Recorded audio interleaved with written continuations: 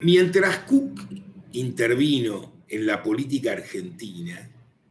esto es, entre 1946 y 1966, en esos 20 años, el mundo sufre una transformación importante a la que la izquierda argentina de ninguna manera tiene demasiado en cuenta y opera con instrumentos demasiado arcaicos en un mundo que ha cambiado notablemente. El primer elemento decisivo es la enorme dificultad que esa izquierda tuvo, casi de conjunto, salvo excepciones personales o corrientes muy minoritarias en esa izquierda, respecto a la caracterización inicial del peronismo. El secreto del mundo gorila en general es que respecto a otras cuestiones podía tener significativas diferencias. Las opiniones de un liberal del Partido Socialista sobre los Estados Unidos a un estalinista del Partido Comunista sobre los Estados Unidos eran importantes. Sobre todo a medida que la Segunda Guerra Mundial va desdibujándose en el camino y aparece el macartismo como el fenómeno norteamericano, aparece el enfrentamiento entre los dos estados como potencias internacionales y sobre todo desde el momento en que estalla la Guerra de Corea en 1951, aproximadamente, 50, 51, con la intervención norteamericana en la Guerra de Corea. Ahora bien, el primer elemento a reconsiderar es, y de alguna forma esto se ha hecho y no se ha hecho, es qué es el peronismo para esa izquierda entonces y para esta izquierda hoy. Ese primer balance nunca ha sido tomado seriamente, entre otras cosas, porque la izquierda no ha sido seria ni con su propia historia. En consecuencia, estamos hablando de una izquierda que ha sufrido un continuo retroceso. Conviene pensar que cuando Cook interviene en el último tramo de su vida, después de la caída del general Perón en el 55, interviene en el escenario que construye la Revolución Cubana. Y la Revolución Cubana parecía el desembarco de una izquierda latinoamericana con sus propias tradiciones y con su propio mapa de tareas. Ahora bien, en esa izquierda latinoamericana, Cook se sentía inscripto y también se sentía inscripto una cierta versión del peronismo, que tiene en Cook un referente, pero no solo aquellos que tienen en Cook un referente, sino aquellos que miran el mundo con su propia perspectiva.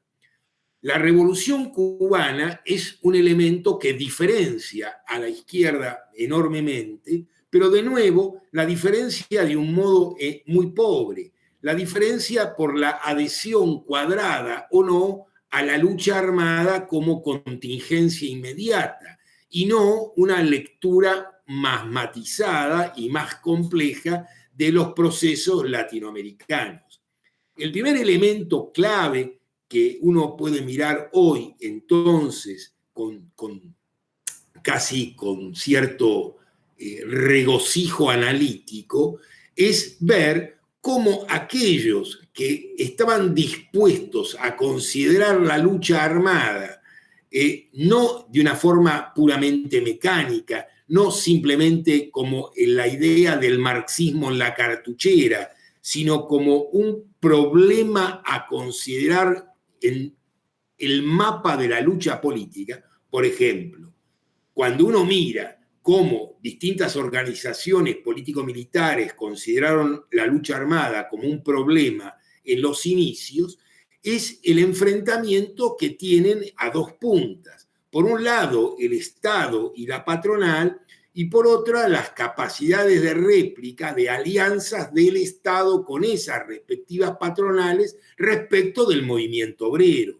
Es decir, ya no era simplemente un acto abstracto de violencia, sino había que considerar un problema concreto que era qué le pasa a tus militantes en una fábrica.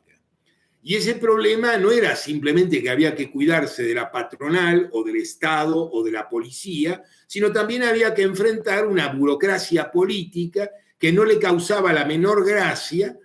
la posibilidad de tener antagonistas políticos a los que ya no podía sacar de la cancha con el simple argumento de que eran gorilas. Conviene recordar que el movimiento obrero había construido sus propias delimitaciones políticas al interior, sobre todo antes del Cordobazo, es decir, cuando Cook es un activo dirigente político, y donde tus compañeros te venían y te decían, tus compañeros de trabajo, te decían, mira, nosotros te tenemos estima, sos un tipo derecho, pero vos no sos peronista y no te vamos a votar para la comisión interna. Y te lo decían de frente mar, porque esa era una delimitación política clara y precisa en función de su propia experiencia y tradición. Ahora bien,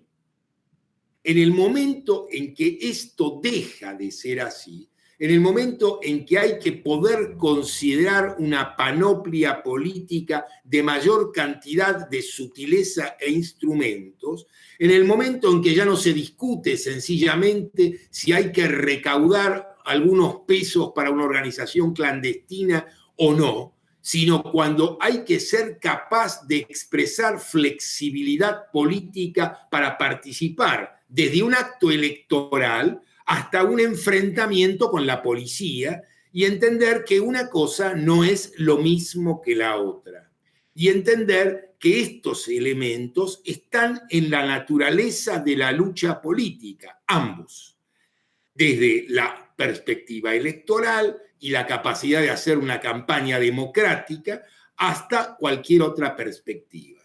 Cuando uno mira la experiencia inicial de Montoneros y la división de la organización frente a las elecciones de 1973, uno ve un fenómeno donde una pequeña organización que es altamente minoritaria en 1971 o 72 tiene una influencia política descomunal a partir de su inserción política en condiciones de democracia política. Es decir, cuando uno quiere pensar la construcción de Montoneros, no puede hacerlo sino en el desemboque del 71, 72, 73. Esto es, en una pinza donde los elementos político-militares y los elementos políticos tienen un papel preponderante.